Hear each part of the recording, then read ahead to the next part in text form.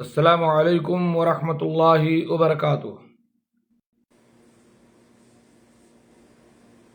الحمد للہ رب العالمین، والصلاة والسلام علی اشرف الانبیاء والمرسلین، اما بعد،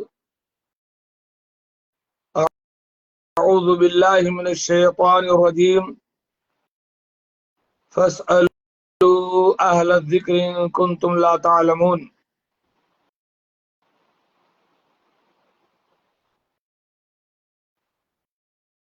سوال و جواب کی اس نشست میں میں آپ تمام مشاہدین کا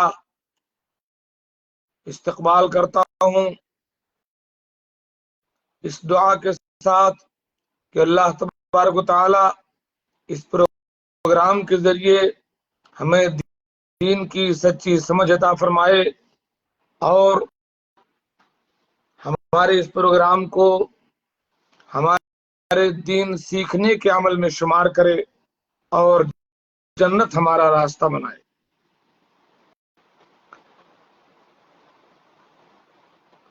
اللہ رب العالمین کا ارشاد ہے، فاسألوا اہل الذکر ان کنتم لا تعلمون۔ اگر تم نہیں جانتے ہو تو جاننے والوں سے پوچھ لیا کرو، اہل ذکر سے، علماء سے سوال کر کے دین کی جانکاری حاصل کرو۔ ہمارے کتنے ایسے بھائی ہیں جو کلمہ تک نہیں جانتے، بوڑھے ہو گئے، دنیاوی کاروبار میں بہت آگے ہیں، لیکن اگر ان سے پوچھا جائے کہ آپ مسلمان ہیں، کلمہ پڑھ دیجئے، کلمہ ان کو یاد نہیں۔ کتنے ایسے مسلمان ہیں جو سورہ فاتحہ تک جنہیں یاد نہیں۔ بہت سارے بھائی ایسے ہیں پڑھے لکھے ہیں، وہ سمجھتے ہیں کہ ہمیں سورہ فاتحہ یاد ہے۔ وجہ یہ ہے کہ انہوں نے کبھی کسی کو سنایا نہیں، کسی کے سامنے پڑھا نہیں، جس کی وجہ سے مسلسل سورہ فاتحہ کو غلط پڑھتے ہیں۔ بس اوقات معنی بگڑ کر کے الٹا ہو جاتا ہے۔ تو آج کی اس مجلس میں ہمارے جو بھی ساتھی شریک ہوں، جو لوگ بھی ہمیں دیکھ رہے ہوں، وہ دوسروں تک اس ویڈیو کو شیئر کریں اور دوسرے ساتھیوں کو شامل کریں۔ در حقیقت اس مجلس میں چاہتا ہوں کہ آپ کے پاس بہت سارے سوالات ہوں گے جن کے جوابات آپ جاننا چاہتے ہوں گے، اور اگر آپ کو کہیں موقع نہ ملتا ہو تو آپ ہماری اس مجلس میں اپنے سوالات رکھیں، تاکہ مجھے اگر علم ہو تو ان سوالات کے جواب دوں، اور اگر علم نہیں ہے تو انہیں میں نوٹ کر کے رکھوں اور بعد میں آپ کے سامنے ان کے جوابات پیش کروں۔ میری یہ طبیعت رہی ہے کہ میں سوالات کا بہت عادی ہوں، مجھے سوالات چاہیے، سوالات کے ذریعے حقیقت میں علم حاصل ہوتا ہے۔ بڑی کتاب، بڑی تقریر اتنا فائدہ نہیں پہنچا دیتی ہے، کبھی کبھی سوال و جواب کی مجلسیں بہت فائدہ مند ہوتی ہیں، تمام باتیں یاد رہ جاتی۔ تو عوام جب سوال کرتے ہیں یا علماء ایک دوسرے سے سوال کرتے ہیں تو اس سے باتیں کھل کر سامنے آتی ہیں۔ اور میری اپنی عادت رہی ہے کہ میں جب تبلیغی دورے پر نکلتا ہوں تو اگر ڈائریکٹ گفتگو کرنے کا موقع نہیں ملتا تو سوال کر کے شروع کرتا ہوں، کچھ نہ کچھ سوال کرتا ہوں، کوئی عقیدے کی بات پوچھتا ہوں، کوئی دعا پوچھتا ہوں۔ اس طریقے سے کون صاحب شامل ہو رہے ہیں؟ السلام علیکم ورحمۃ اللہ وبرکاتہ۔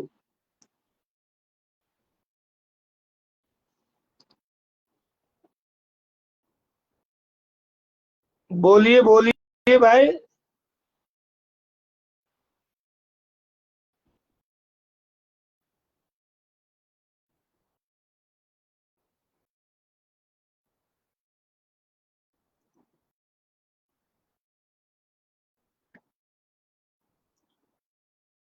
تو اس کا اس طریقے سے ہم لوگوں سے سوال کرتے ہیں، پھر وہاں سے اپنی گفتگو کا آغاز کرتے ہیں۔ ظاہر بات ہے جب آدمی کو جواب نہیں معلوم ہوتا ہے تو پھر باتیں سننے کی کوشش کرتا ہے۔ کیا سب ہو گیا یار؟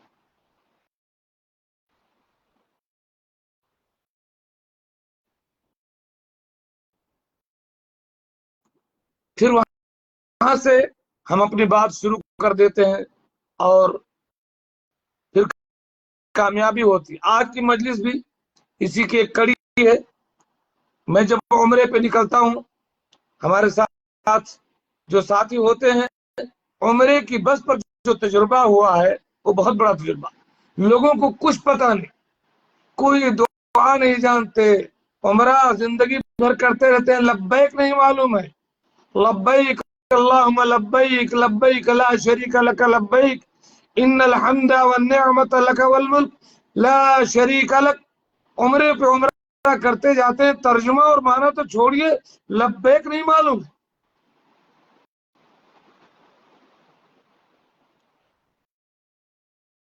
سورہ فاتحہ تک یاد نہیں ہے، ہم کہتے ہیں سورہ فاتحہ ہی پڑھ دیجئے، نہیں آتی۔ اگر کوئی کچھ لوگ بڑے اپ ٹو ڈیٹ قسم کے اگر پڑھتے بھی ہیں تو غلط۔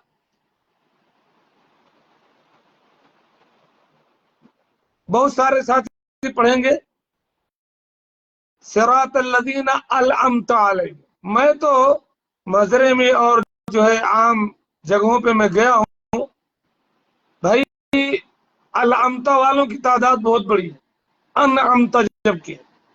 تو بہرحال یہ سب تمہیدی باتیں تھیں۔ آپ حضرات سے گزارش ہے، مشاہدین سے، کہ آپ سوالات کریں تاکہ میں دھیرے دھیرے ان سوالوں کے جوابات دینے کی کوشش کروں۔ سوالات بھیجیے۔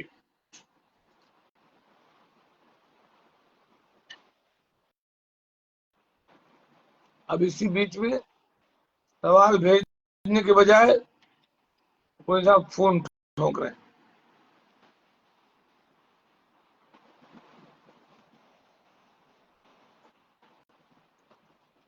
آپ کے سوالات کا انتظار ہے۔ تب تک میں بخاری شریف کی ایک حدیث آپ کے سامنے پڑھتا ہوں، جس میں اللہ کے نبی صلی اللہ علیہ وسلم نے حضرت معاذ بن جبل سے سوال کیا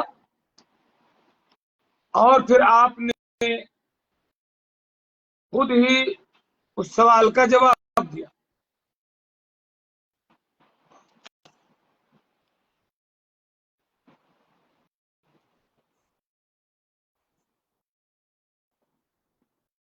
حضرت معاذ بن جبل رضی اللہ تعالیٰ عنہ بیان کرتے ہیں کہ میں اللہ کے نبی صلی اللہ علیہ وسلم کے ساتھ سواری پر سوار تھا، پیچھے بیٹھا ہوا تھا۔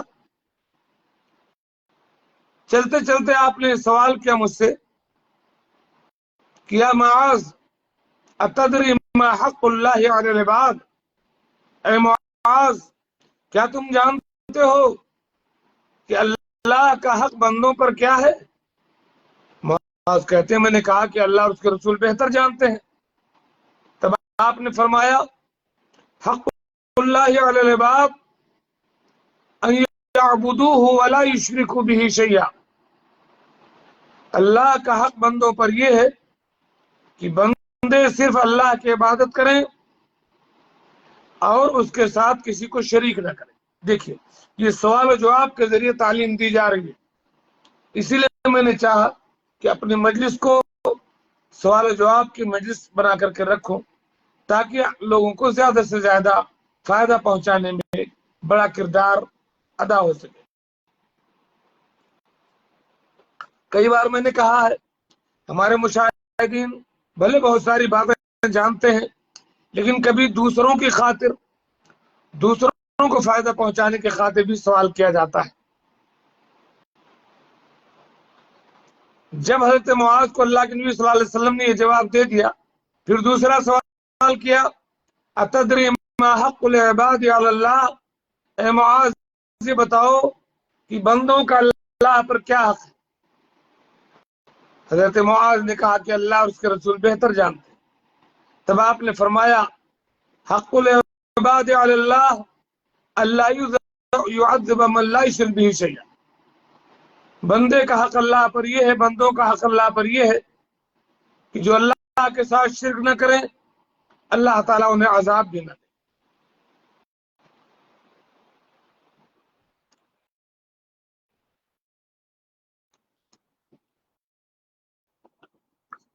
اب آپ لوگ سوال ہی نہیں کر رہے ہیں.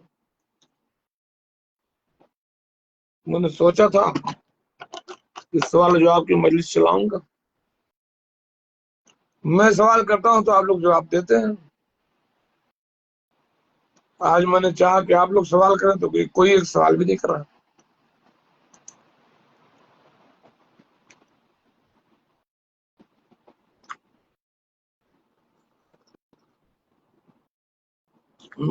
کیجئے بھائی، سوال کیجئے.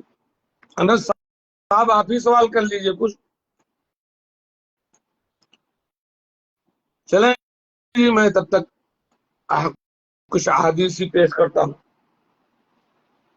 صحیح مسلم کی ایک دوسری روایت ہے، اللہ کے نبی صلی اللہ علیہ وسلم نے صحابہ کرام سے سوال کیا اتدرون ما الغیبہ، یہ بتاؤ غیبت کیا ہے؟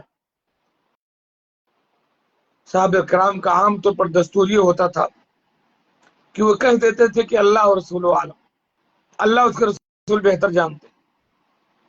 تب آپ نے فرمایا ذکر کا اخاک بما یکرہ، اپنے بھائی کا ذکر ایسے الفاظ کے ساتھ کرو اس کے پیٹھ پیچھے کہ اگر اسے پتا چلے تو تکلیف ہو. اسی کا نام غیبت ہے، کسی کے پیٹھ پیچھے ایسے الفاظ کے ساتھ اس کا ذکر کرنا کہ اسے اگر بعد میں پتا چلے یا اگر وہ سن پائے تو اسے تکلیف ہو. یہی غیبت ہے. مسعود خان صاحب وعلیکم السلام ورحمۃ اللہ وبرکاتہ. یہ بہت مشکل سوال ہے میرے دوست. قرآن سورۃ البقرہ آیت نمبر 189 کے مطابق رویت حلال پر عمل عالمی ہے یا علاقائی یا ملکی؟ میں اس سوال کے جواب دینے میں سکچم نہیں ہوں. یہ سوال تھوڑا میرے لیول سے اونچا ہے. اللہ کو جزائے خیر دے. میں اپنے ساتھیوں سے، اپنے علماء سے تحقیق کر کے اس کا جواب معلوم کروں گا. بھائی چھوٹے موٹے سوالات کریں عقیدے کے معاملات کے تو بڑی مہربانی ہوگی. مشائخ لوگ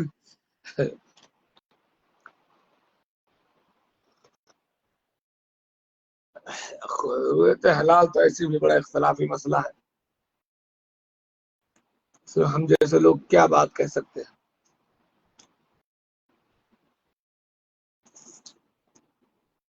اس میں صحیح بات یہ ہے کہ نہ یہ عالمی ہے نہ ملکی ہے، بلکہ یہ چونکہ اس کے مطالعے الگ الگ ہیں اس لیے جس علاقے میں چاند دیکھا گیا اور جہاں تک اس کا مطلع ایک ہے. ملک کا کیا ہے؟ ملک تو ملک سے مطلع سے تعلق نہیں. تو جہاں تک اس کا مطلع ایک ہو سکتا ہے فلکین کے نزدیک وہاں تک اس کو مانا جائے گا انشاءاللہ. عالمی تو بالکل نہیں. کچھ لوگ کہتے ہیں عالمی ہے، لیکن مجھ جیسے میرے کم علمی کے مطابق جو ہے یہ مسئلہ عالمی نہیں.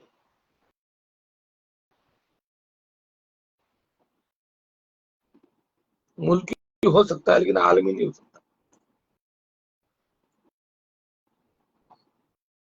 اچھا جی، تو میں کہہ رہا تھا کہ اللہ کے نبی صلی اللہ علیہ وسلم نے فرمایا کہ تم اپنے بھائی کا ذکر اس کے پیٹھ پیچھے ایسے الفاظ کے ساتھ کرو کہ اگر وہ سن پائے تو اسے تکلیف ہو. ہمارے پریے دوست، پریے متر انجینئر عاشق علی صاحب بھی کچھ وقت کے لیے آئے یا چلے گئے. عاشق بھائی آپ ہی کوئی سوال عوام کو فائدہ پہنچانے کی خاطر کر دیں، مہربانی ہوگی. تو ایک صحابہ نے پوچھا ان کان فی اخی ما اقول، کیا یہ بھی غیبت ہے کہ میرے اپنے بھائی کے اندر جو برائی ہے اسے میں بیان کروں؟ آپ نے فرمایا یہی تو غیبت ہے. ان کان فی اخی کا ما تقول فقط اغتبتہ، تمہارے بھائی کے اندر جو برائی ہے اس کا ذکر اس کے پیٹ پیچھے کرو، یہی تو غیبت ہے. وَإِن لَمْ يَكُنْ فِيهِ فَقَدْ بَهَتَّهُ، اور اگر وہ برائی اس کے اندر موجود نہیں ہے پھر بھی تم اس کے اندر منسوب کرتے ہو تو یہ الزام اور بہتان ہے.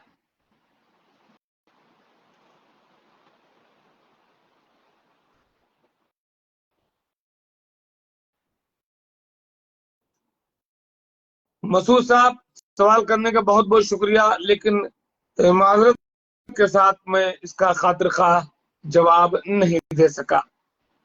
تحقیق کریں، میرے لیول سے یہ جواب تھوڑا سا اونچا ہے. لا ادری کہنا زیادہ بہتر ہے. اچھا جی، سوالات کا انتظار ہے. اللہ کے نبی صلی اللہ علیہ وسلم کی ایک دوسری حدیث، وہ بھی صحیح مسلم کی ہے. آپ نے صحابہ کرام سے ایک بار سوال کیا اتدرون من المفلس، کیا تم جانتے ہو کہ مفلس کون ہے؟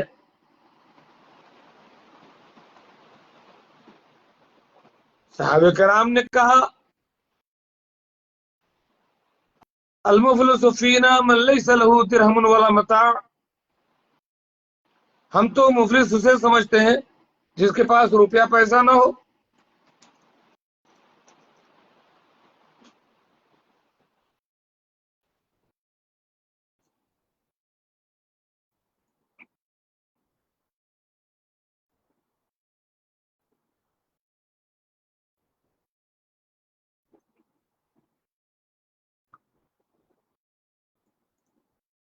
سوال جواب کی مجلس چونکہ لمبی ہوتی ہے اس لیے کچھ بھوک پیاس بھی لگتی رہتی ہے. آپ نے فرمایا نہیں، ہمارے یہاں مفلس وہ نہیں ہے جس کے پاس روپیہ پیسہ نہیں ہے، بلکہ آپ نے فرمایا المفلس فی امتی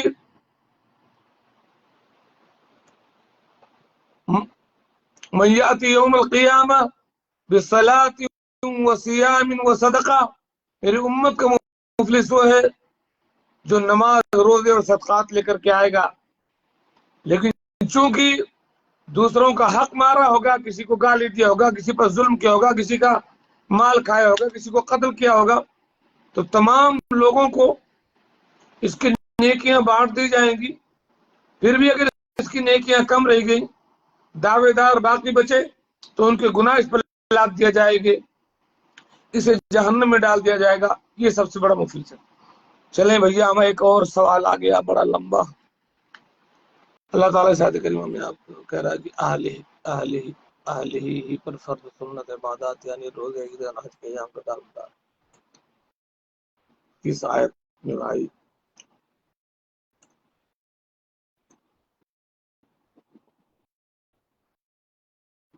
اہل ہی کہاں ہے، کس جگہ ہے، کون سی آیت ہے؟ برجستہ میں کیسے اتنی بڑی آیت اور سورت کو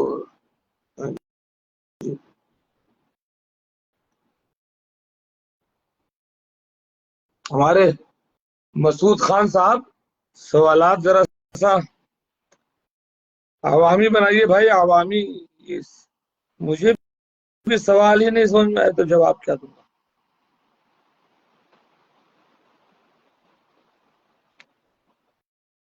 کیا ہو رہا ہے سب بھائی؟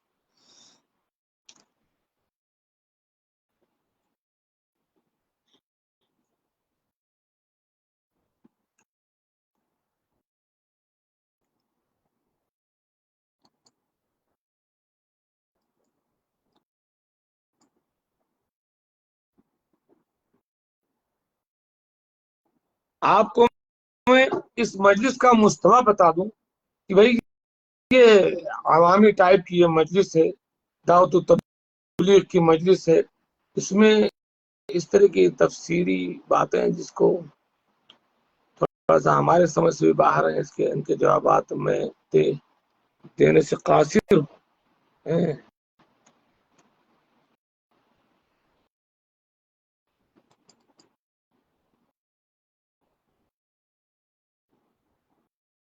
موٹے موٹے روز مرہ پیش آنے والے مسائل کا سوال کریں۔ اگر آپ اس لیے سوال کرنا چاہتے ہیں کہ مجھے عاجز کرنا چاہتے ہیں تو بات الگ ہے۔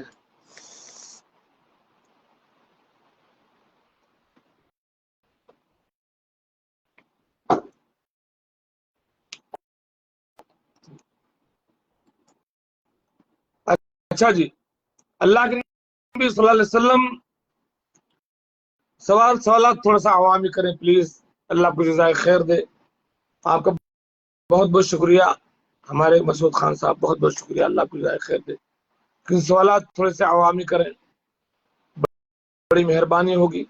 امجد خان صاحب، عوامی سوالات لوگوں کے عقائد سے متعلق، معاملات سے متعلق، عبادات سے متعلق، تھوڑا سا بہت بڑے بڑے مشائخ والے، مفسرین والے سوالات سے بچیں، ٹھیک ہے جی۔ اللہ کے نبی صلی اللہ علیہ وسلم میں سوالات کا انتظار کر رہا ہوں۔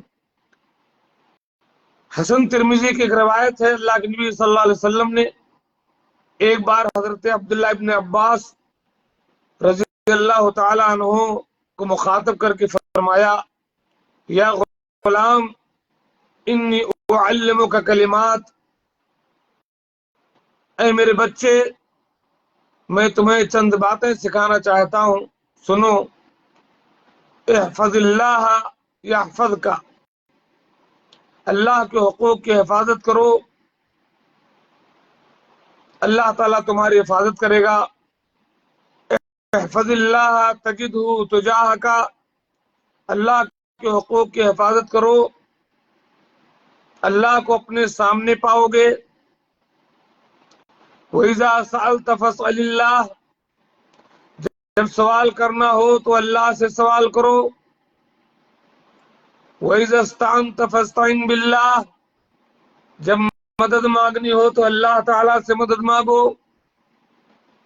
وَاعْلَمْ أَنَّ الْأُمَّةَ لَوِ اجْتَمَعَتْ عَلَىٰ أَن يَنفَعُوكَ بِشَيْءٍ لَمْ يَنفَعُوكَ إِلَّا بِمَا قَدْ كَتَبَ اللَّهُ لَكَ، اور جان لو پوری دنیا مل کر کے بھی اگر تمہیں فائدہ پہنچانا چاہے تو کوئی بھی ذرہ برابر فائدہ نہیں پہنچا سکتا مگر اتنا ہی جتنا اللہ چاہے، اور ساری دنیا مل کر کے بھی تمہیں نقصان پہنچانا چاہے تو تمہیں کوئی نقصان نہیں پہنچا سکتا مگر اتنا ہی جتنا اللہ چاہے۔ اگر اللہ نہ چاہے پھر کسی سے کچھ نہیں ہوتا، نبی سے کچھ نہیں ہوتا، ولی سے کچھ نہیں ہوتا۔ اگر اللہ نہ چاہے پھر کسی سے کچھ نہیں ہوتا۔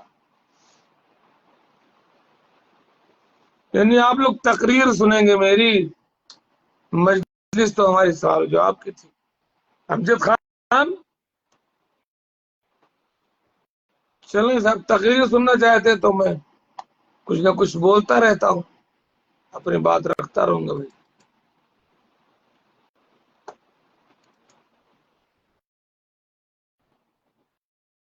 صحیح بخاری کی روایت ہے، سوالات کا انتظار کرتے ہوئے میں اپنی گفتگو جاری رکھ رہا ہوں۔ صحیح بخاری کی روایت ہے، اللہ کے نبی صلی اللہ علیہ وسلم نے ارشاد فرمایا، سبعۃ یظلھم اللہ فی ظلہ یوم لا ظل الا ظلہ، 7 قسم کے لوگ ایسے ہیں جنہیں اللہ تعالیٰ اپنے عرش کے سائے میں جگہ دے گا جبکہ اس کے سائے کے علاوہ کوئی اور سایہ نہ ہوگا۔ امام عادل، سب سے پہلا اللہ کے سائے کا مستحق وہ خوش نصیب امام ہوگا جو عدل اور انصاف کرے، پکشپات بھید بھاؤ نہ کرے۔ میاں بیوی کے بارے میں بتائیں، کیا بتاؤں میاں بیوی کے بارے میں؟ میاں بیوی کے بارے میں کیا بتائیں بھائی؟ سوال واضح کیجئے کوئی چیز تو بڑی دنیا ہے میاں بیوی کیا ہے؟ 20 سال کی عمر میں شادی ہوئی، 70 سال تک پتہ نہیں کتنے مسائل پیش آئیں گے، کتنی کیا باتیں ہیں۔ تو میاں بیوی کے بارے میں کوئی خاص بات آپ جاننا چاہتے ہیں؟ امجد خان صاحب، اللہ کے لیے تھوڑا سا سوال واضح کیجئے۔ یہ تو پوری کئی کتابیں لکھتی جائیں اس موضوع پر بابو۔ اگر دونوں نے جدائی ہو تو کیسے ملا جائے؟ جدائی ہو، کیسی جدائی؟ طلاق ہو گئی ہے کیا امجد خان صاحب؟ اب بھی نہیں پتا چلا کیا طلاق ہو گیا کیا؟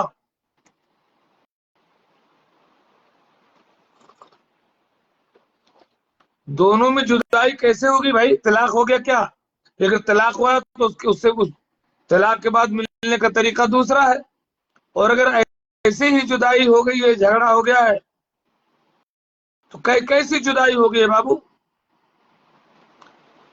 طلاق نہیں ہوا ہے۔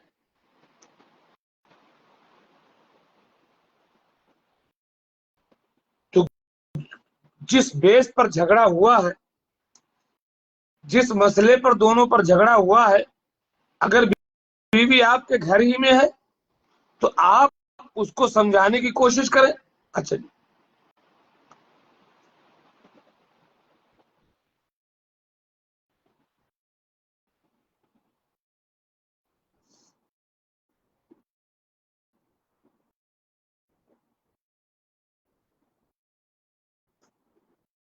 ماشاءاللہ ہمارے مسعود صاحب کہہ رہے ہیں کہ قرآن کے مطابق رویت ہلال پر عمل عالمی ہے۔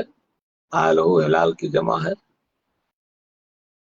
اہل لہو ہلال کی جمع ہے۔ ہلال دنیا میں مہینے کے پہلے دن چاند کو کہتے ہیں۔ ہلال کا شمار اہل لہو میں دن کے بدلنے پر ہوتا ہے، یعنی قرآن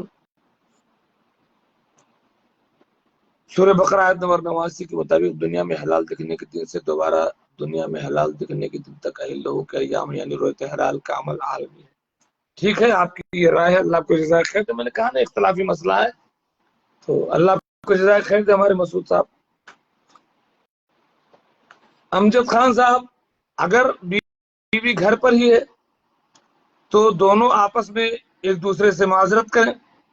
اگر بات چیت نہیں کر رہی ہے تو آپ ہی منائیے اس کو نا، یار میاں بیوی آپس میں بہتر جانتے ہیں۔ اگر پھر بھی مسئلہ نہ سلجھے تو بیوی کے گھر والوں کو یا کسی تیسرے کو جو اچھا آدمی ہو ثالثی بنا لے۔ اختلافات تو ہوتے رہتے ہیں، اس طریقے سے مسئلے کو حل کیا جائے۔ ناراضگی تو پھر بیوی کا مسئلہ نہیں رہا، کسی سے بھی ہو سکتی ہے۔ اگر آپ کی طرف سے اس کو تکلیف پہنچتی ہے تو آپ معذرت کر لیں، چھوٹے بن جائیں۔ گھر کے مالک آپ ہیں، قوام ہیں، لیکن عزت آپ ہی کے ہاتھ میں ہے۔ بیوی ناراض ہوتی ہے تو آپ ہی تھوڑا چھوٹے بن جائیں، گھر کی عزت کو سنبھالیں، اسے منا لیجئے۔ ٹھیک ہے جی، اسے قرآن و حدیث سنائیے کہ شوہر کا کیا حق ہے۔ ایک عام حالات میں اللہ کے نبی صلی اللہ علیہ وسلم نے فرمایا، من حجر اخاہ فوق ثلاث دخل النار، جو کوئی اپنے بھائی سے 3 دن سے زیادہ بات چیت کرنا چھوڑ دے وہ جہنم میں جائے گا۔ عام بھائی، سگا بھائی، وہ چچے زاد ہو، گاؤں کا ہو، کہیں کا ہو، 3 دن سے زیادہ اگر بات چیت نہیں کرے جہنم میں جائیں گے۔ لا یحل لمسلم ان یحجر اخاہ فوق ثلاث، کسی مسلمان کے لیے حلال ہی نہیں ہے کہ 3 دن سے زیادہ اپنے بھائی سے بات چیت چھوڑے۔ تو بیوی کو بتائیے اللہ کے نبی صلی اللہ علیہ وسلم کی حدیث یہ حرام ہے، اور ہم دونوں تو میاں بیوی ہیں۔ اللہ کے نبی صلی اللہ علیہ وسلم نے فرمایا کہ اگر شوہر بیوی کو بستر پر طلب کرے اور بیوی نہ آئے اور ناراضگی میں شوہر رات گزار دے تو پوری رات اللہ رب العالمین کی اور فرشتوں کی لعنت پڑتی ہے ایسی بیوی پر. اور بتلائیے اس کو کہ اگر اللہ کے علاوہ کسی کو سجدہ کا حکم ہوتا تو بیوی کو حکم دیتا کہ وہ شوہر کو سجدہ کرے. اگر بیوی کی غلطی ہے تو اگر آپ کی غلطی ہے آپ معذرت چاہیے اس سے, آپ اس سے معافی طلب کیجئے, آپ اس کو منائیے, آپ اس کے قریب جائیے. اگر آپ کی غلطی ہے تو آپ کی بیوی ہے, وہ کوئی غلام نہیں ہے. آپ معذرت کیجئے, آپ تھوڑے چھوٹے بن جائیے, اسے منا لیجئے, پٹا لیجئے. اور کیا کہوں میں, شوہر بات کرنا چاہتا ہے لیکن بیوی بات کرنا نہیں چاہتی, اسے گھر والے بھی اس کے ساتھ دیتے ہیں, تو کیا کیا جائے. شوہر نے اپنی غلطی مان لی ہے پھر بھی وہ نہیں مانتی. اچھا شوہر نے اپنی غلطی مان لی ہے, اب وہ غلطی کس لیول کی ہے, غلطی وہ کس لیول کی غلطی ہے واللہ عالم. اب وہ ہو سکتا ہے آپ کے ساتھ نہ رہنا چاہتی ہو تو خلا لے لے بھائی, سمجھائیے بجھائیے, بگاڑ نہ ہونے پائے, ورنہ معاشرہ تباہ ہو جائے گا, لڑکے سب برباد ہو جائیں گے, گھر بگڑ جائے گا, دشمنیاں ہوں گی. پھر بھی اگر آپ کی کوئی ایسی غلطی ہے جس کو نہیں معاف کر سکتی ہے وہ, جبکہ معاف کرنا چاہیے. اگر کسی سے کوئی غلطی ہو جائے اور کوئی معافی مانگے تو معاف کرنا چاہیے. نہ معاف کرنا یہ بہت بڑی غلطی ہے, دل کو صاف کر لینا چاہیے. یہ تو معافی مانگنے کے بعد اگر سامنے والا نہیں معاف کرتا ہے تو اور بڑی سخت دلی کی بات ہے. لیکن اب وہ کیا معاملہ ہے آپ دونوں کے بیچ میں, وہ آپ کے ساتھ نہیں رہنا چاہتی ہے تو وہ علماء سے رابطہ قائم کیجئے اپنے علاقے کو, اور وہ خلا لے لے. آخری چارہ کاری یہی ہے, کیا کریں. اب میاں بیوی میں بگڑ گئی, یہ بہت مشکل بات ہے. شیطان جب اپنے تخت پر بیٹھتا ہے ابلیس, اور اپنے چیلوں چپاٹوں کو بھیجتا ہے کہ جاؤ لوگوں کو گناہ پر آمادہ کرو, لوگ جاتے ہیں, صاحب ہم نے فلاں کی نماز چھڑوا دی ہے, کہتا تو نے کچھ نہیں کیا. ہم نے فلاں کو زنا کروا دیا, دیکھ تو نے کچھ نہیں کیا. ایک اگر کہتا ہے ہم نے میاں بیوی میں لڑائی کروا دی, شیطان اس کو اپنے تخت کے بغل میں بٹھا کر تو نے بہت اچھا کیا. تو شیطان آپ دونوں کے بیچ میں حاوی ہے. اللہ تعالیٰ سے دعا کریں اور کسی تیسرے آدمی کو بیچ میں شامل کریں جو دونوں کے بیچ میں صلح کرائے, اور صلح کرانا بڑی ضروری چیز ہے. اللہ تعالیٰ فرماتا ہے یا ایھا الذین,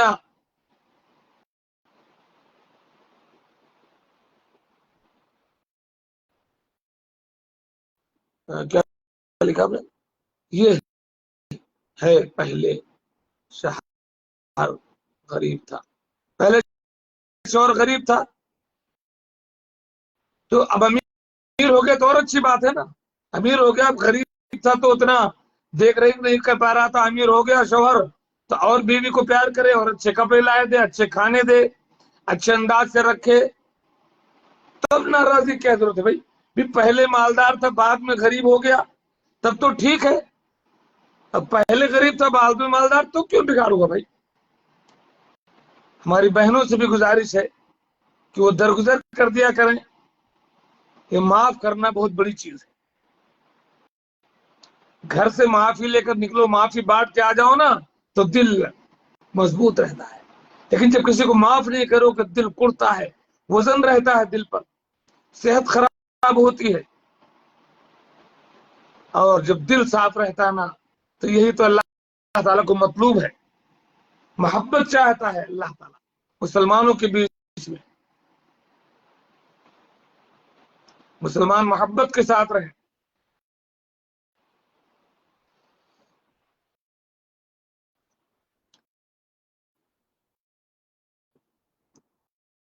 شوہر نے زنا کیا تھا کہ بیوی نے زنا کیا تھا بھائی؟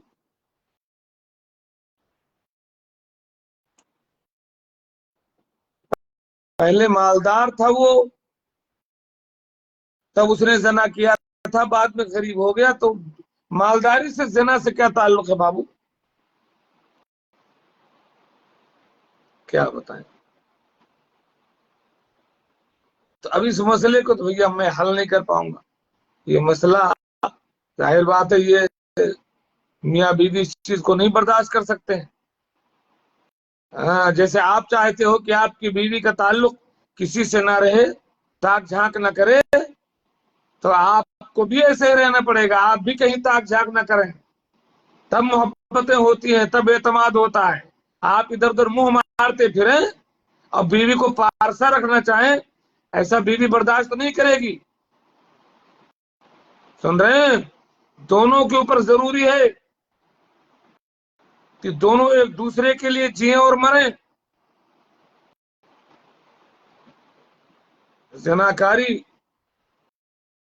کی ہے, شوہر نے بات توبہ کیا ہے, وہ بیوی سوچتی ہو کہ اس سے تعلق ہے. کیا بتاؤں میں اس سلسلے میں معذرت خواہ ہوں. اب اور زیادہ میرے پاس اس کا کوئی جواب نہیں ہے دوست. دعا کرتا ہوں کہ اللہ تعالیٰ دونوں کے دلوں کو جوڑ دے اور ان کے درمیان پرانی محبت پیدا کرے, ان کے شوہر کو معاف فرمائے. اور ہم ان کی اہلیہ سے گزارش کریں گے کہ آپ بھی معاف کر دیجئے. اللہ تعالیٰ معاف کر دیتا ہے تو آپ کیوں نہیں معاف کرتی ہیں؟ معاف کر دیجئے, جانے دیجئے. آپ کا شوہر آپ کو چاہتا ہے, پیار دیجئے, محبت دیجئے, آئی لو یو بولیے. محمد فاروق سلفی صاحب, السلام علیکم ورحمۃ اللہ. آپ جڑیے ذرا سا فاروق سلفی صاحب. چلیں اور سوالات آنے تک میں اپنی حدیث مکمل کر لوں. تو عرش الہی کے سائے میں جگہ پانے والے, پہلا ہے امام عادل, انصاف کرنے والا امام. دوسرا ہے شاب نشأ فی عبادت اللہ, وہ نوجوان جس کی جوانی اللہ کے عبادت میں گزری ہو. بات آ گئی شوہر صاحب کی, جوانی اللہ کے اطاعت میں گزرے, اللہ کی دیکھ ریکھ میں گزرے, ادھر ادھر منہ مارنے میں نہیں. شاب نشأ فی عبادت اللہ, ان نوجوان کو اللہ تعالیٰ اپنے عرش کے سائے میں جگہ دے گا جس کی جوانی اللہ کے عبادت میں گزری ہو, اللہ کے اطاعت میں گزری ہو, اللہ کی فرما برداری میں گزری ہو. کیونکہ جوانی کا وقت بڑا نازک ہوتا ہے, بڑے بگاڑ کا وقت ہوتا ہے, قوت ہوتی ہے, طاقت ہوتی ہے, حوصلہ ہوتا ہے, سب کچھ انسان کر سکتا ہے, کوئی اس کا ہاتھ نہیں پکڑتا. ایسے وقت میں جس بندے نے اپنے آپ پر کنٹرول کیا اور اللہ کی عبادت میں اپنی جوانی گزار دی, اس کے لیے اللہ تعالیٰ اسے اپنے سائے میں جگہ دے.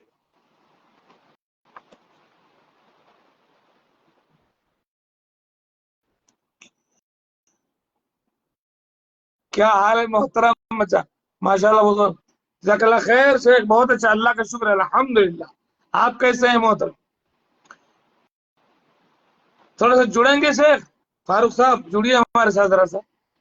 بہرحال تو اور فرمایا ورجل قلبه معلق بالمساجد. سوالات بھیجیے اپنے مشاہدین, شیئر کر دیں ویڈیو کو تاکہ لوگ سوالات کریں.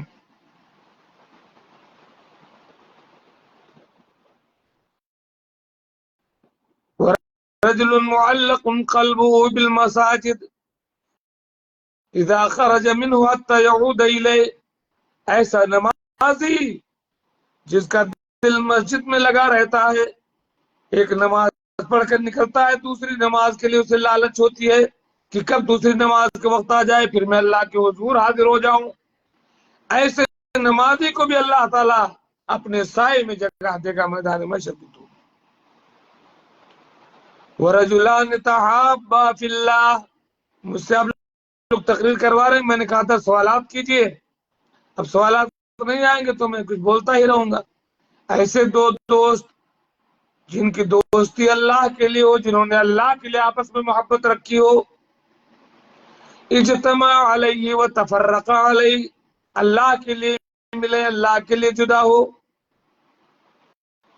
تو ایسے ملنے والوں کو بھی آپس میں اللہ تعالیٰ اپنے عرش کے سائے میں جگہ دے.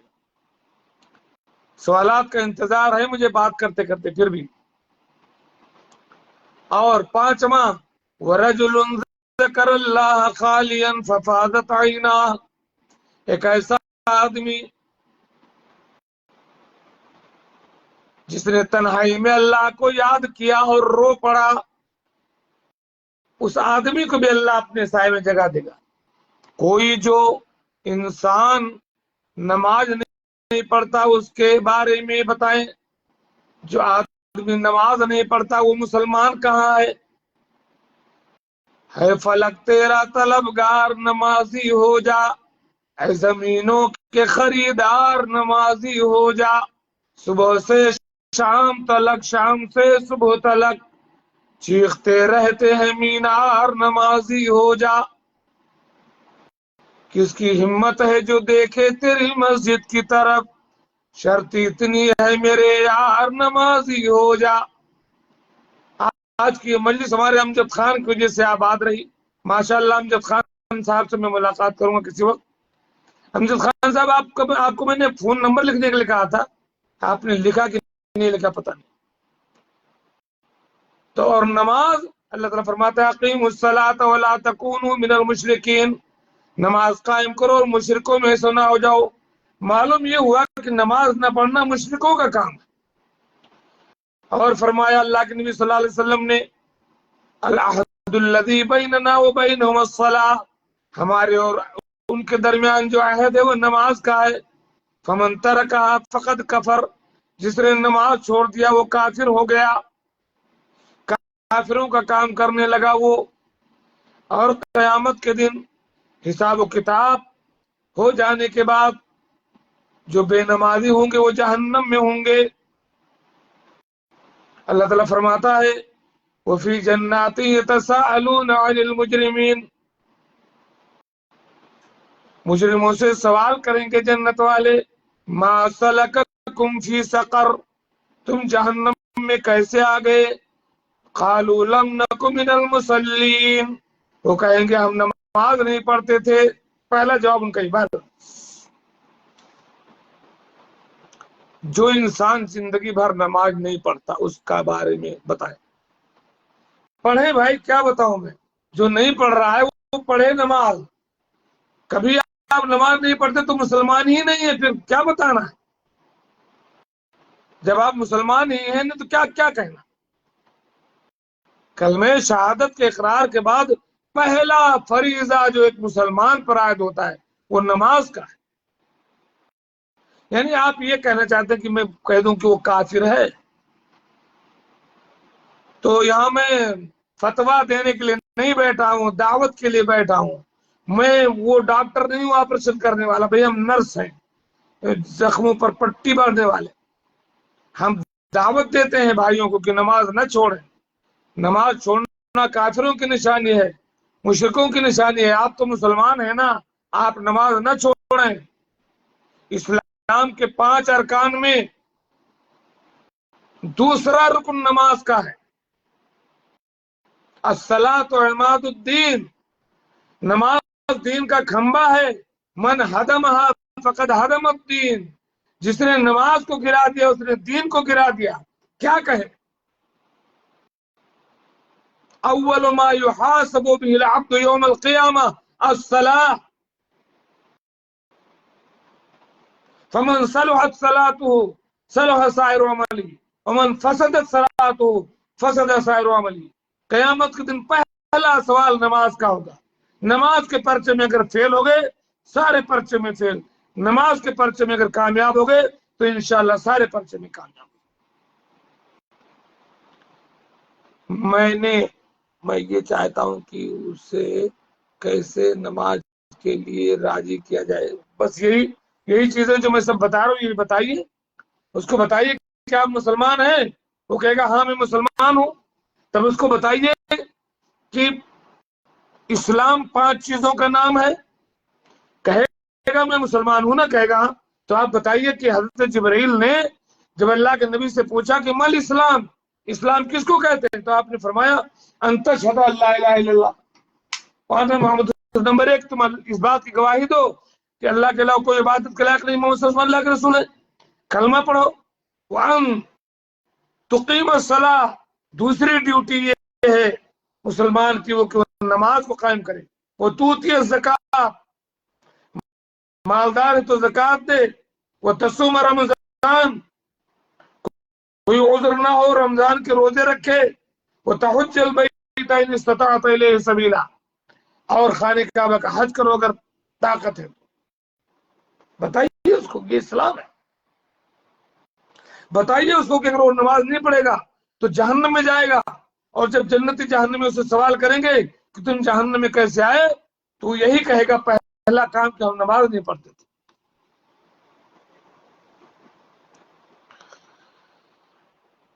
मोहम्मद अनस साहब बड़ी देर के बाद, बड़ी देर की मेहरबान आते आते, जो लड़का या लड़की शादी नहीं करते, इनकार करते हैं शादी से, बगैर उद्र के और इबादत खूब करते हैं, ऐसे लोगों का शरीयत में क्या हुक्म है? ऐसे लोग शरीयत में सुन्नत रसूल के मुखालिफ हैं। अगर वो नेक हैं, पारसा हैं, इबादत कर रहे हैं, अल्लाह को याद करते हैं, कोई गुनाह या जिनाकारी नहीं करते, तो सुन्नत की मुखालफत कर रहे हैं। क्योंकि निकाह मिन सुन्नती, अल्लाह के नबी ने फरमाया कि निकाह मेरी सुन्नत है, तो निकाह जरूर करना चाहिए, अल्लाह के नबी की सुन्नत है। और अगर ये डर है कि अगर निकाह नहीं करेंगे तो जिना सादिर हो सकती है, तो निकाह वाजिब है, फिर गुनहगार होंगे अगर निकाह नहीं करेंगे तो। अगर उनके पास ताकत है, जवानी है, कुव्वत है, तो निकाह करना चाहिए। अगर नहीं करेंगे तो गुनाह में पड़ सकते हैं। अल्लाह के नबी सल्लल्लाहु अलैहि वसल्लम के पास 3 सहाबा आए आपके घर में, नुल बशर, वालेकुम सलाम रहमतुल्लाहि व बरकातहू, नुल बशर, सवालात लिख कर रखे, भेजो। 3 सहाबा अल्लाह के नबी सल्लल्लाहु अलैहि वसल्लम के घर गए, आप नहीं थे, बीवियां थी। उन लोगों ने अल्लाह के नबी सल्लल्लाहु अलैहि वसल्लम की इबादत के बारे में सवाल किया।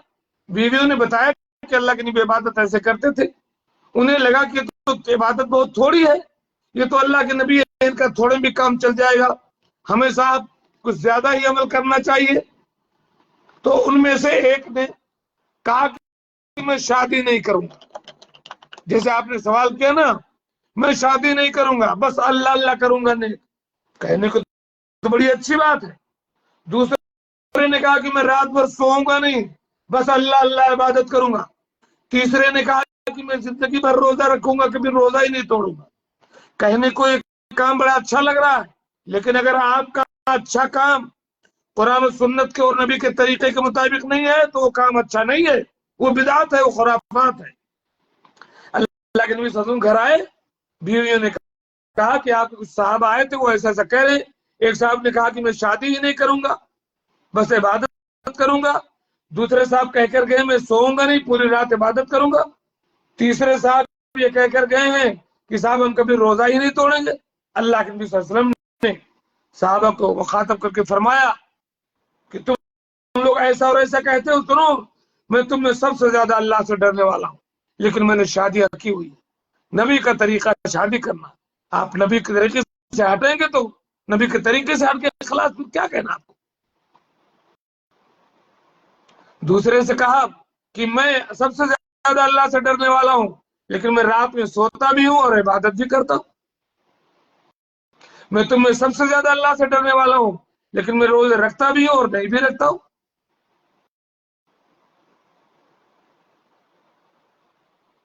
ये मेरी सुन्नत है। फमन रग़िबा अन सुन्नती फलैसा मिन्नी, जो मेरी सुन्नत से एराज करेगा वो मुझसे नहीं। तो शादी करना चाहिए। शादी के बारे में एक बात बताऊं मैं, हुसामुद्दीन साहब भी आ गए हैं, कुछ सवाल करो अल्लाह के बंदो। हुसामुद्दीन नूरुल बशर,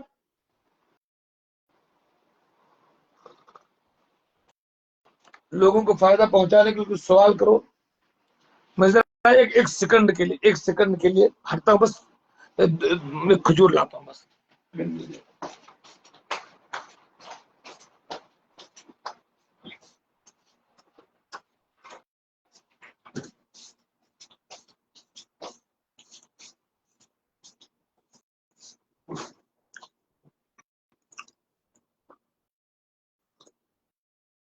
निकाह के बारे में बताऊं कि निकाह एक आदमी के ऊपर वाजिब है। अगर नहीं کرتا تو گنہگار ہوگا.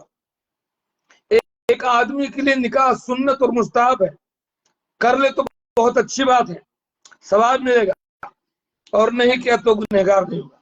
ایک آدمی کے لیے نکاح کرنا حرام ہے. تینوں کا سنیے. نکاح اس کے لیے واجب ہے جو قوی ہے، جوان ہے، اور زنا میں پڑ جانے کا اندیشہ ہے. اگر شادی نہیں کرے گا تو گناہ میں پڑنے کا اندیشہ ہے، خطرے میں ہے وہ. ایسے آدمی کے اوپر شادی کرنا واجب ہے، نہیں کرتا ہے تو گنہگار ہوگا اور شریعت کی مخالفت ہے. سنت اس آدمی کے لیے ہے جو نارمل آدمی ہے، اپنے کہیں علم میں پھنسا ہوا ہے، کاروبار میں پھنسا ہوا ہے، لیکن نارمل ہے، نیک ہے، وہ گناہ نہیں کرے گا، اپنے جذبات پر قابو رکھا ہے، اپنے مشاغل میں تھوڑا سا پھنسا ہوا ہے، بعض مجبوریوں کی وجہ سے، بعض آزار کی وجہ سے مرد ہے،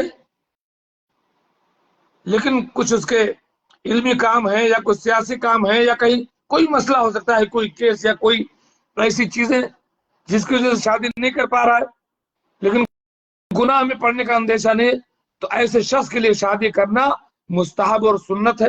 کر لیتا ہے بڑی اچھی بات ہے، اگر نہیں کرتا ہے تو گنہگار نہیں ہوگا. محدثین میں سے کئی لوگوں نے نہیں کی شادیاں سبب میں سے. تیسرا وہ آدمی جس کے لیے شادی کرنا حرام ہے. ایک آدمی فقیر ہے، کلاش ہے، جدید ہے، فقیر تو اللہ تعالیٰ نامرد ہے، بیوی کے فرائض انجام نہیں دے سکتا، نامرد ہے، وہ مردانگی اس کے اندر نہیں ہے، نکاح کر کے لے آتا ہے. کس لیے لاتا ہے؟ دنیا کو دکھانے کے لیے. پھر جب وہ خود بیوی کے لائق نہیں تو بیوی ادھر ادھر غلط کام کرتی ہے، تو ایسے شخص کے لیے شادی کرنا حرام ہے.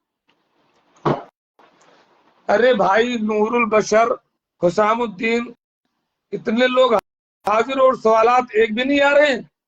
انس بھائی میں نے آپ کے سوال کا جواب دے دیا.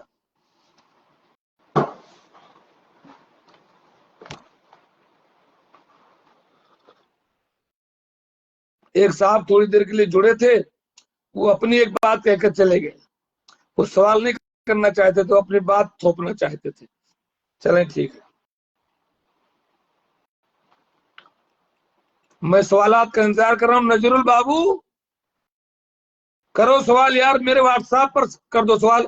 جو لوگ یہاں نہیں کر پا رہے ہو وہ میرے واٹس ایپ پر نہ بول کر کے بھیجو. میں واٹس ایپ ادھر کمپیوٹر میں کھلا رکھا ہوں، واٹس ایپ میں آپ سوال کر سکتے ہیں.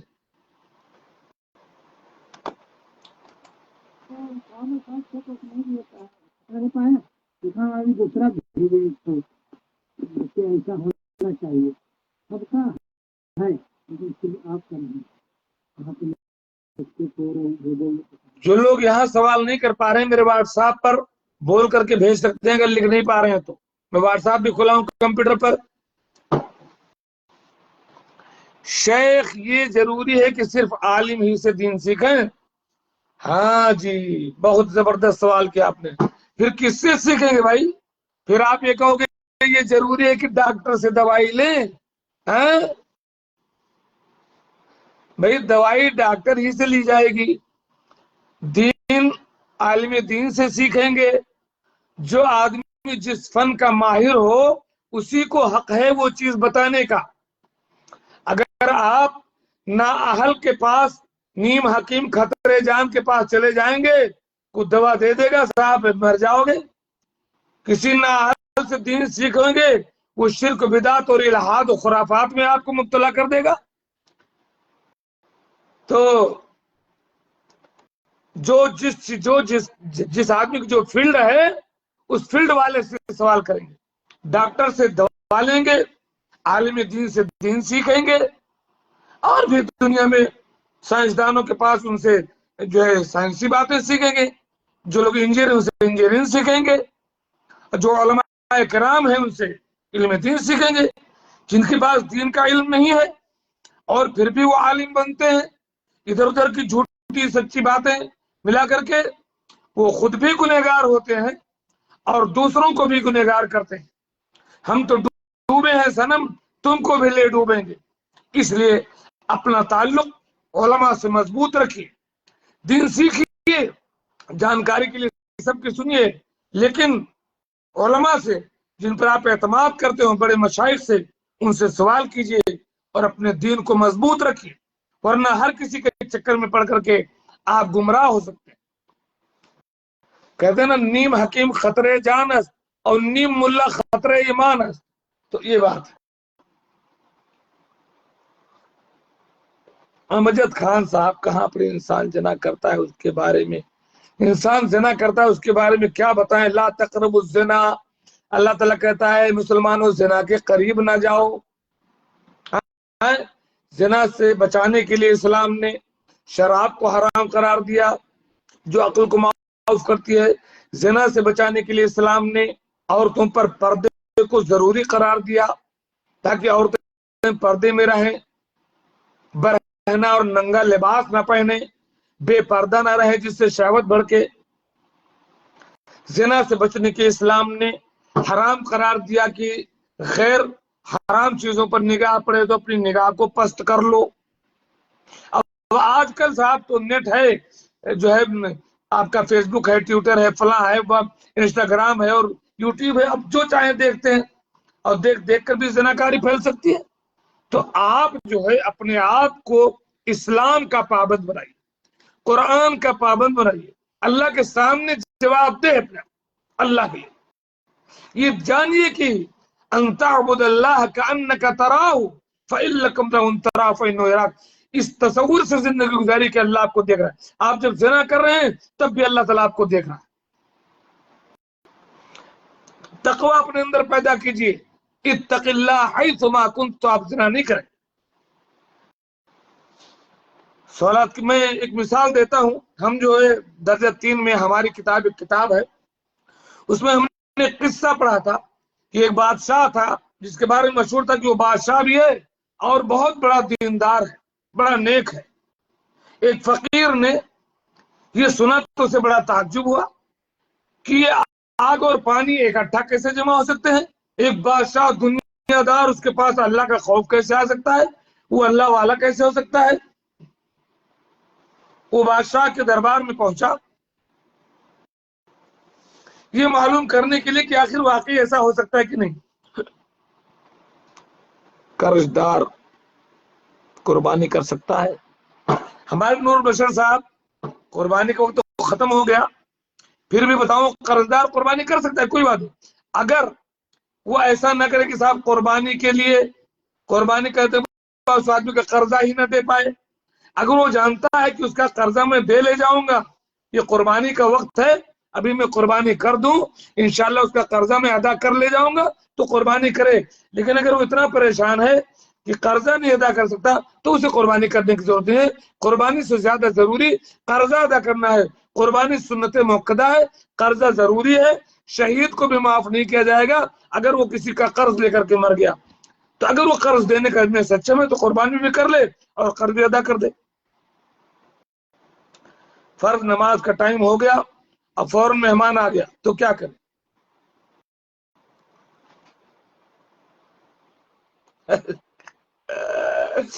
فرض نماز کا ٹائم تو مہمان نماز کا ٹائم ہو گیا، اور اگر جو ہے مہمان ہیں ایسے نیک پرہیزگار تو پہلے سب نماز ہی پڑھ لیں، ٹھیک ہے۔ اور لیکن اگر تھوڑے دوسرے ٹائپ کے ہیں اور ان کا لحاظ کرنا ضروری ہے اور حکمت کا تقاضا ہے تو انشاءاللہ ان کی مہمان نوازی کر لینے میں کوئی حرج کی بات نہیں۔ ویسے یہ راجح اور بہتر بات نہیں ہے، بہتر بات یہی ہے کہ نماز پڑھی جائے اس کے بعد مہمان نوازی کی جائے۔ لیکن اگر کوئی مہمانوں کے لحاظ میں، جیسے وہ مہمان ہو سکتا ہے وہ نماز پڑھ چکے ہوں اور مسافر ہیں اور وہ بعد میں بھی پڑھ سکتے ہیں، وہ جمع کر چکے ہیں، تو آپ کی ذمہ داری کہ ان کی مہمان نوازی کر دیں انشاءاللہ۔ یہ کوئی میں فتویٰ نہیں دے رہا ہوں، لیکن میں بطور حکمت ایک بات کہہ رہا ہوں کہ ایسا کر لینے میں انشاءاللہ کوئی حرج کی بات نہیں ہوگی اگر نماز کا وقت ختم نہیں ہو رہا ہے تو۔ اگر آپ وقت کے اندر پڑھ پا رہے ہیں تو مہمان نوازی کرنے کے بعد وقت کے اندر پڑھ لیں۔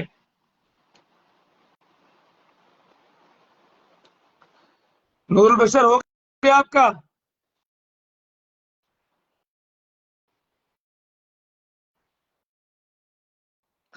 اچھا، حدیث رسول پوری کر لوں میں، آپ سوالات کرتے رہیے۔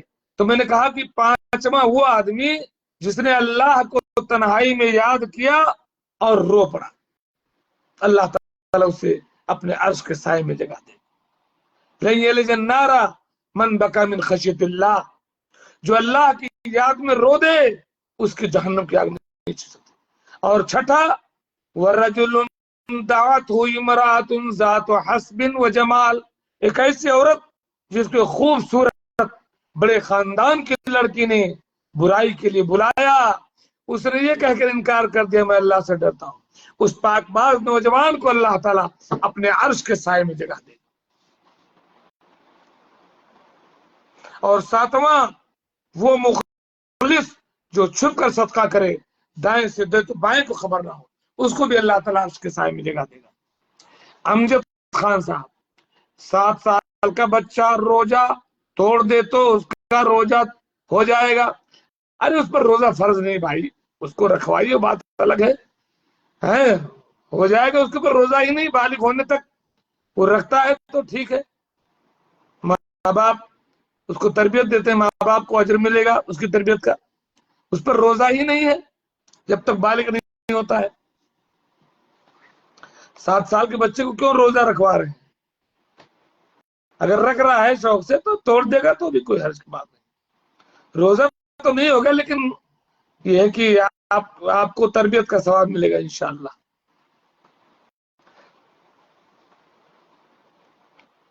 جو عیبدار جانور پر قربانی نہیں،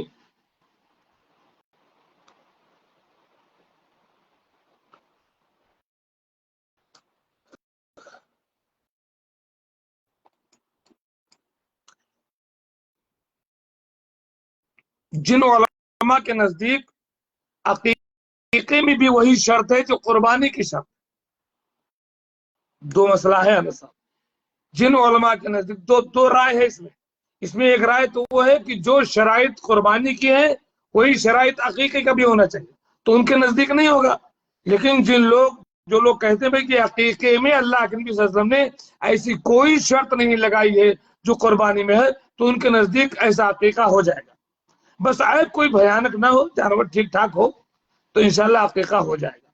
قربانی کی جو شرائط ہے وہ عقیقے میں نہیں ہے، میرا منہج جو ہے، میں جس منہج پر عمل کرتا ہوں یہ کہتا ہوں کہ قربانی کی شرط عقیقے میں نہیں ہے، لیکن جو لوگ کہتے ہیں کہ ہے وہ ان کے ہاں نہیں ہوگا۔ کام پر جا رہے ہیں نور بشر صاحب، چاہیے اللہ کو جزائے خیر دے۔ ویسے بھی 1 گھنٹہ ہو گیا مجھ کو بیٹھے ہوئے، ابھی محفل جمی تھی تو پھر کچھ لوگ ادھر ادھر ہو گئے، سوالات کافی آئے، انس صاحب آخر تک جمے رہے، اللہ تعالیٰ تمام، حسام الدین صاحب آپ ہیں تو ایک آدھ سوال کر کے جاؤ یار حسام بابو، اگر یہاں نہیں کرتے تو میں نے کہا کہ میرے واٹس ایپ پر بول کر کے، اگر ڈرائیونگ کر رہے ہو کہیں بیٹھے ہو اسی جگہ واٹس ایپ پر مار دو بول کر کے، یہاں دکھ جاتا ہے جو لوگ دیکھتے ہو، یہ مت سمجھو، واٹس ایپ پر بھی میں انتظار کر رہا ہوں، بول کر کے بھیج دو سوال۔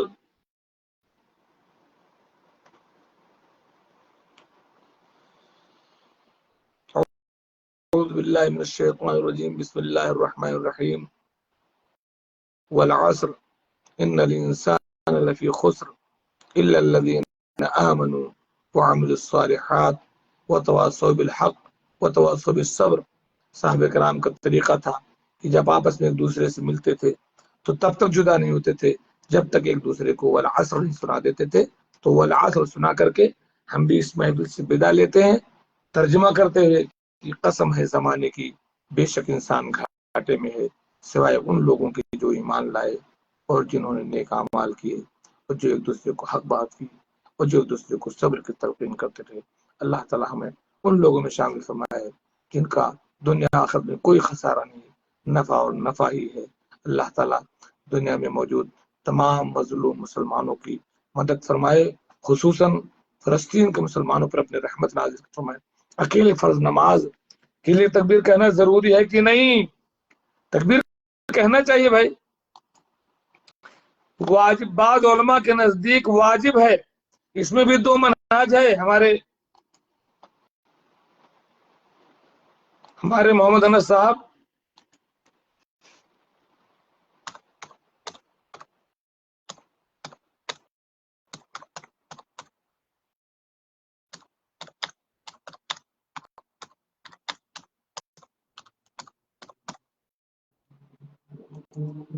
اکیلے بھی نماز پڑھیں تو اقامت کہہ کر پڑھیں. ذهب الجمع ذهب دیکھیے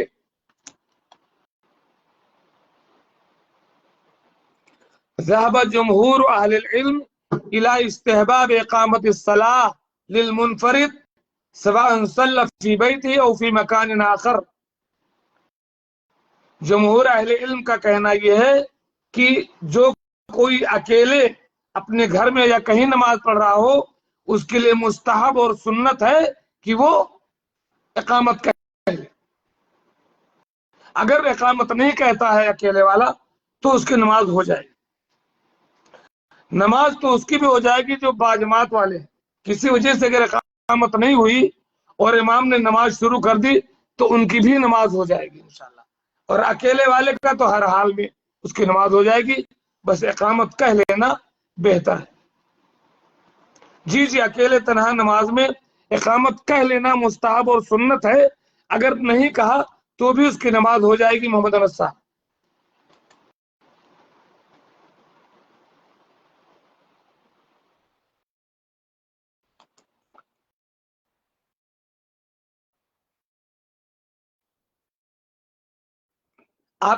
آپ دیکھیں اللہ کے نبی صلی اللہ علیہ وسلم کی ایک حدیث کی فرمایا یعجب ربک من راعی غنم فی راس الشذیۃ الجبل یؤذن للصلاۃ ویصلی. اللہ تعالیٰ اس چرواہے کو بہت پسند کرتا ہے, اس سے بہت خوش ہوتا ہے جو نماز کے لیے اذان کہتا ہے. اب آپ بتائیے جب اذان کہتا ہے وہ اکیلے پڑھنا ہے تو پھر اقامت کیوں نہیں کہے گا؟ تو بہتر یہی ہے افضل اور سنت اور مستحب کہ کہہ لے پھر پڑھے. لیکن اگر اس نے پڑھ لی نہیں کہا ہے تو نماز اس کی ہو جائے گی. مسلم صاحب آپ نے بھی کوئی سوال نہیں کیا اب تک. ہمارے انس صاحب لگے رہے. انس صاحب آپ اگر اور بھی سوالات آپ کے ساتھ ہیں تو میں بیٹھتا ہوں انشاءاللہ. مسلم بھائی آگے ہیں, اگر مسلم بھائی کوئی سوال ٹھوک دیتے ہیں تو تھوڑا اور بیٹھ جاتا ہوں.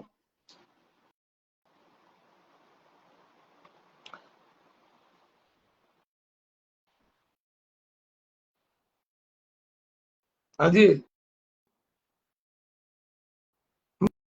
میں نے یہ بھی کہا تھا کہ اگر وہاں لکھ نہ سکو کہیں ایسی محفل میں ہو تو واٹس ایپ میں کھول کر کے رکھا ہوں. میرے واٹس ایپ پر اپنی آواز کے ذریعے بھی سوال بھیج سکتے ہو. اصل میں سوال بھیجنے کا یہ مقصد نہیں ہوتا کہ آپ نہیں جانتے. آپ سوچیں یار لوگ کیا سوچیں گے میں سوال کر رہا ہوں. آپ میرے ساتھ اس تبلیغ میں شامل ہوتے ہیں. جب آپ مجھ سے سوال کرتے ہیں تو مجھ سے جواب دلوا کر کے گویا کہ اس تبلیغ میں آپ شامل ہو جاتے ہیں. ایسی بات نہیں کہ آپ نہیں جانتے, آپ جانتے ہوں پھر بھی لوگوں کو بتانے کے لیے سوال کیا جاتا ہے. جیسے ہمارے محمد انس صاحب نے جتنے سوالات کیے ہیں سب کے جوابات جانتے ہیں. لیکن ان کا مقصد یہ ہے کہ چونکہ یہ سوال و جواب کی محفل ہے تو دوسروں تک اللہ کی بات پہنچائی جائے. ہاں واٹس ایپ پر دیجیے, واٹس ایپ پر دیجیے آواز میں پھر واٹس ایپ چلاتا ہوں میں. انس صاحب آواز میں دیجیے گا. تب تک میں ایک حدیث پڑھتا ہوں. ترمذی کی ایک حدیث ہے, اللہ کے نبی صلی اللہ علیہ وسلم نے فرمایا سوالات کریں جن کے پاس میرا واٹس ایپ ہے وہ واٹس ایپ پر کریں. لکھ سکتے ہو لکھیں, نہیں تو یا تو بول کر کے کہیں. تب تک میں ایک حدیث پڑھتا ہوں. ترمذی کے ایک حسن حدیث ہے, اللہ کے نبی صلی اللہ علیہ وسلم نے فرمایا من يأخذ عني هؤلاء الكلمات فيعمل بهن او يعلم من يعمل بهن. تم میں کا کون ہے, ابو ہریرہ اس حدیث کے راوی ہیں, تم میں کا کون ہے جو مجھ سے چند کلمات سیکھے خود ان پر عمل کرے یا ایسے لوگوں کو سکھا دے جو اس پر عمل کریں. ابو ہریرہ نے کہا کہ مجھے سکھائیے. ابو ہریرہ کہتے ہیں اللہ نبی صلی اللہ علیہ وسلم میرا ہاتھ پکڑا اور فرمایا عد خمسا, 5 وصیتیں کی. میں 5 وصیتیں بتا رہا ہوں اور آپ کے سوالات کا انتظار کر رہا ہوں. تو کیا کہوں, آپ مجھے انس صاحب نہ کہیں, پھر کیا کہوں؟ جو آپ کہیں وہ کہتا ہوں جناب.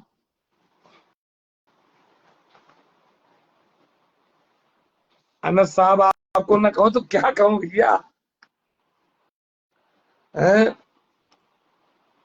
آپ یہ لکھ دیجئے کیا کہوں پر سوال کیجئے، میں بات پوری کرتا ہوں۔ فرمایا اتق المحارم تکن اعبد الناس، اللہ نے جو چیزیں حرام کر دی ہیں ان حرام کاموں سے بچ جاؤ، تکن اعبد الناس، لوگوں میں سب سے بڑے عبادت گزار کہلاؤ۔ اللہ کے نزدیک گویا کی سب سے بڑی عبادت یہ ہے کہ بندہ حرام کاموں سے بچ جائے، کیونکہ بہت سارے حرام کام ایسے ہیں جن کو کر لے، جن کے کرنے کے ساتھ ساتھ عبادت قبول نہیں ہوتی ہے۔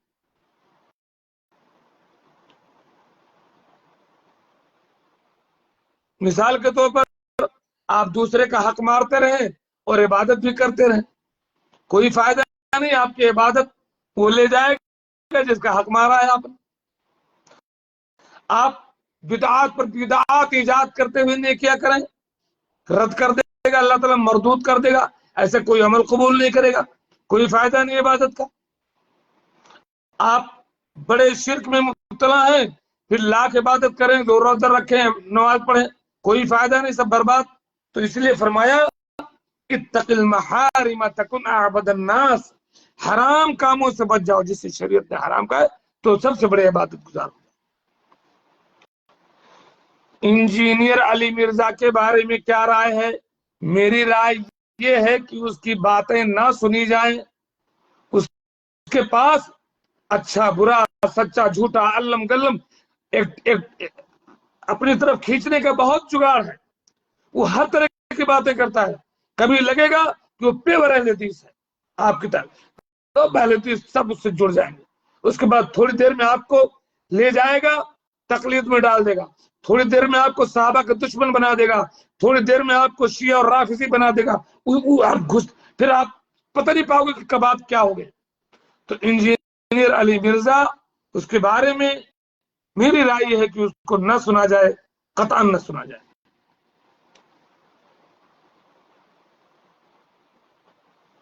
ہاں جی، کم عمر کیا کسی کو بھی نیک لوگوں سے دم کروا سکتے ہیں، چاہے کم عمر کے بچے ہوں، جوان ہوں، بوڑھے ہوں، کسی کو بھی دم نیکی لوگوں سے کروانا چاہیے، اچھے لوگوں سے کروانا چاہیے، کیونکہ وہ دم گویا کہ ایک دعا کے طور پر ہوتی ہے، اللہ تعالیٰ قبول کرتا ہے۔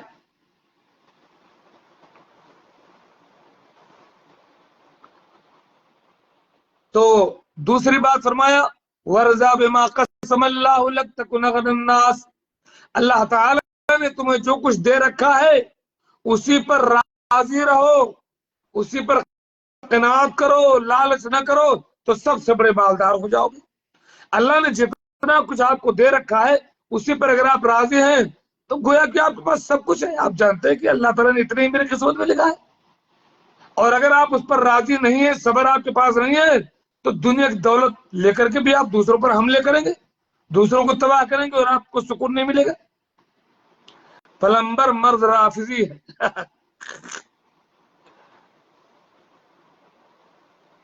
جی جی، رافضی ہے، وہ اندر سے رافضی ہے، بس وہ ایکٹنگ کرتا ہے مرزا، اللہ اسے ہدایت دے۔ مرزا ہے، سلمان ندوی صاحب ہیں، یہ تمام لوگ خوب اچھی اچھی باتیں کرتے ہیں، پیاری پیاری چکنی چپڑی، اور لوگوں کو رافضیت اور صحابہ کی دشمنی کی طرف لے جاتے ہیں، اور جب صحابہ سے دشمنی آپ کے اندر آ جائے گی تو جہنم ہی سیدھا راستہ ہے آپ کے لیے، کیونکہ دین نام ہے قرآن کا، سنت رسول کا اور صحابہ کے طریقے کا۔ جب آپ صحابہ کے دشمن ہو گئے تو دین کے دشمن ہو گئے۔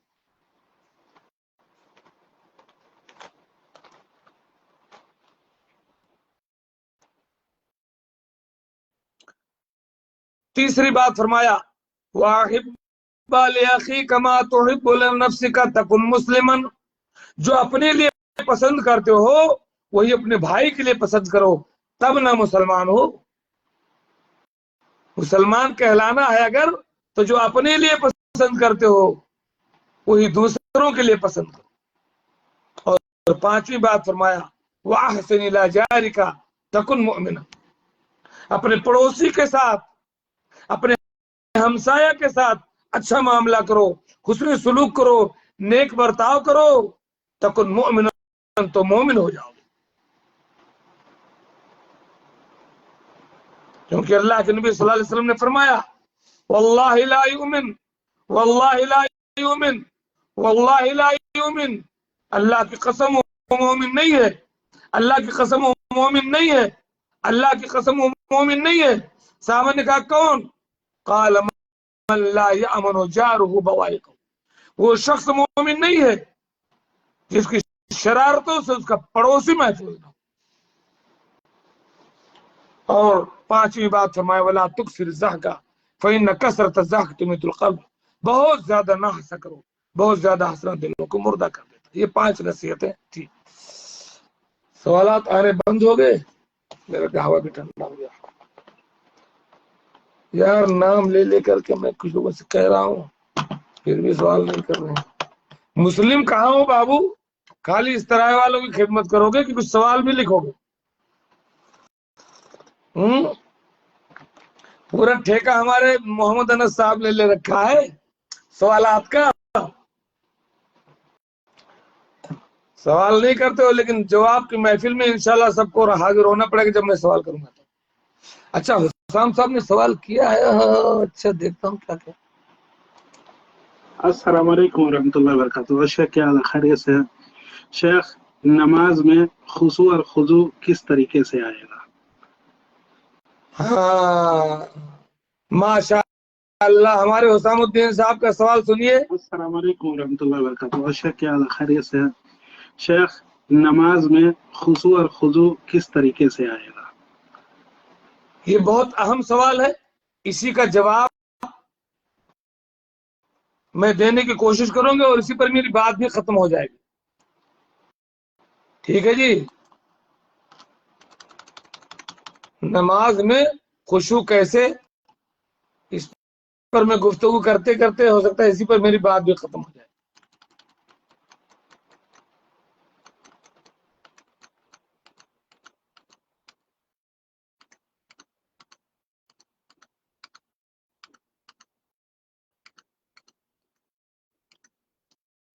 سنیے، حسام الدین صاحب بھی سنیں اور تمام لوگ سنیں۔ نماز میں خشوع کیسے پیدا کریں، بہت اہم سوال ہے، بہت پیارا سوال ہے۔ سب سے پہلی چیز تو یہ ہے نماز میں خشوع پیدا کرنے کے لیے کہ جب اذان ہو جائے تو آپ اپنی ساری مشغولیات چھوڑ کر کے نماز کی تیاری کریں۔ یعنی سب اذان ہو گئی، اب اپنا کام کر رہے ہیں، تھوڑا یہ کر لیں تھوڑا وہ کر لیں، نہیں، غور سے سنیں۔ پہلا کام یہ ہے کہ جب اذان ہو جائے تو آپ اپنی ساری مشغولیات چھوڑ کر کے نماز کی طرف توجہ دیں۔ اگر اب بھی آپ اپنے کسی کام کے لیے لگے رہے اور دیر سے نماز کی تیاری کر کے آپ نماز میں آئیں گے تو آپ کو سکون نہیں ملے گا۔ اللہ کے نبی صلی اللہ علیہ وسلم کے بارے میں آتا ہے کہ اللہ کے نبی صلی اللہ علیہ وسلم ہمارے عورتوں کے ساتھ ہوتے تھے، جب اذان ہو جاتی تھی تو آپ ایسے نکل جاتے تھے ہمارے درمیان سے جیسے کہ آپ ہمیں پہچانتے نہیں ہو۔ ابھی ایک سوال کوئی اور کر لے، ہمارے حسام الدین صاحب رہیے گا، ابھی میں جواب دیتا ہوں۔ پاکستان میں ایک آدمی ہے جو اکثر پھونک مارتا ہے، جو پھونکوں والی سرکار کہلاتا ہے، اس کا نام میرے ذہن میں نہیں آ رہا ہے۔ وہ بندہ کیا جادو کے ذریعے ایسا کرتا ہے؟ ارے کچھ نہیں، کچھ ایسا بیوقوف بنانے کا دھندا ہے۔ آپ اعتماد کر لیں، جیسا ایمان عقیدہ رکھ لو ویسا ہوتا ہے یار، وہ کچھ نہیں ہوتا ہے۔ اس کو بھی چونا لگا دیا۔ آج میں سن رہا تھا اس کو بھی اس کے کسی مرید نے چونا لگا دیا، اس کو کسی نے، وہ بتا رہی تھی کہ وہ آ کر کے کہا کہ ہمارے لیے دعا کرتے، پھونک دیا، کہا میرے کاروبار میں برکت ہو گئی، آ کر کے ایک گاڑی انعام دیا اس کو، کہا اور برکت ہوگی اور دعا کیجیے، پھر 4 گاڑی لا کر کے دیا، کہا دعا کیجیے اور برکت ہوگی۔ پھر بعد میں کہا کہ پھونک والی سرکار نے کہا کہ بھائی کیا کاروبار کرتے ہو، ہمیں بھی شامل کر لو۔ کہا ٹھیک ہے، یہ ہمارے لیے بڑی خوش قسمتی کی بات ہوگی۔ تو اس کو پتہ نہیں 4 کروڑ کتنا دے دیا اس نے مرید کو کہ نفع میں ہمیں شامل کرنا۔ اس کے بعد وہ سب لے کر کے چمپت ہو گیا، اور وہ جو گاڑی جو گفٹ دیتے وہ سب رینٹے والی کار تھی، اور وہ کہیں شکایت بھی نہیں کر سکتا، اب وہ جھیل رہا ہے۔ یہ ہے پھونکوں والی سرکار، اعوذ باللہ من ذالک۔ اچھا جی، تو نماز میں خشوع پیدا کرنے کا پہلی بات ہے کہ جب نماز کا وقت ہو جائے تو ساری دلچسپی چھوڑ کر آپ نماز پر توجہ دیں۔ نمبر 2، اذان سنیں اور اذان کے کلمات کا جواب دیں. اذان سنیے, اذان کے کلمات, یہاں سے برکتیں نازل ہوتی ہیں. اذان کے کلمات کا جواب دیجئے اور اذان کے بعد کی دعا بھی پڑھیے. اچھا جی, نمبر 3, احسن طریقے سے, بہترین اچھے ڈھنگ, جلد بازی سے نہیں, بہترین اور اچھے ڈھنگ سے وضو کریں کہ کوئی جگہ چھوٹ نہ پائے. بسم اللہ سے شروع کریں اور وضو کرنے کے بعد وہ دعا پڑھیں, اشہد ان لا الہ الا وحدہ لا شریک لہ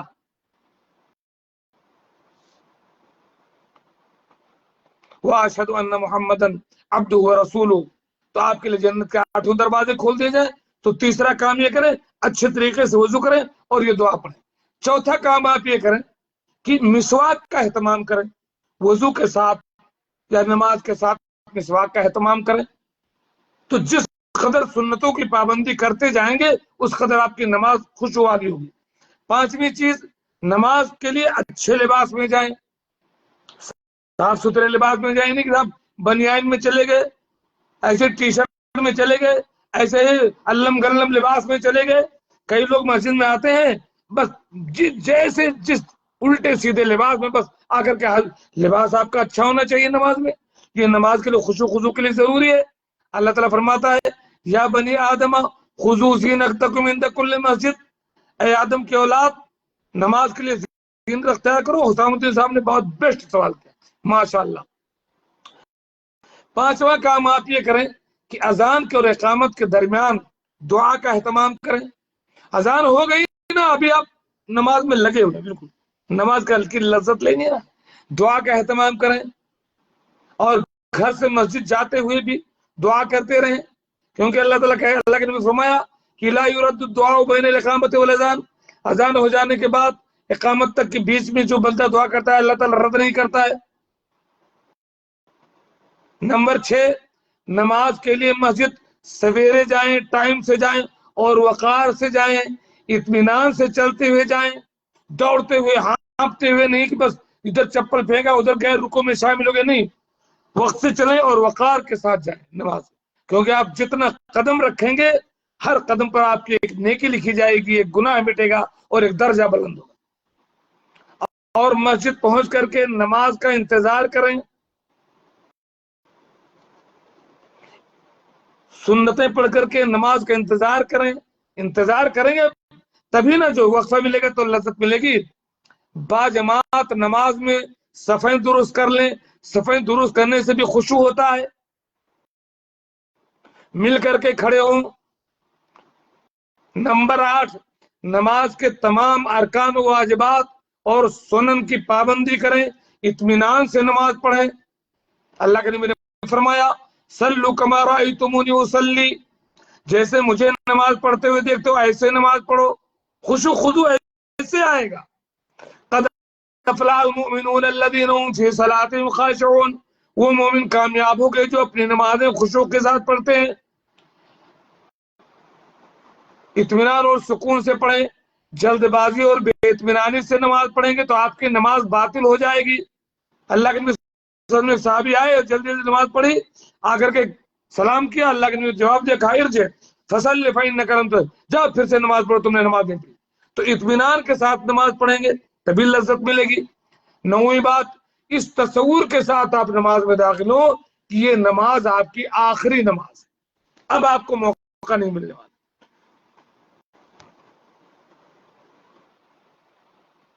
صحیح الجامع کی روایت ہے, اللہ کے نبی صلی اللہ علیہ وسلم نے فرمایا, اذکر الموت فی صلاتک, نماز میں موت کو یاد کرو.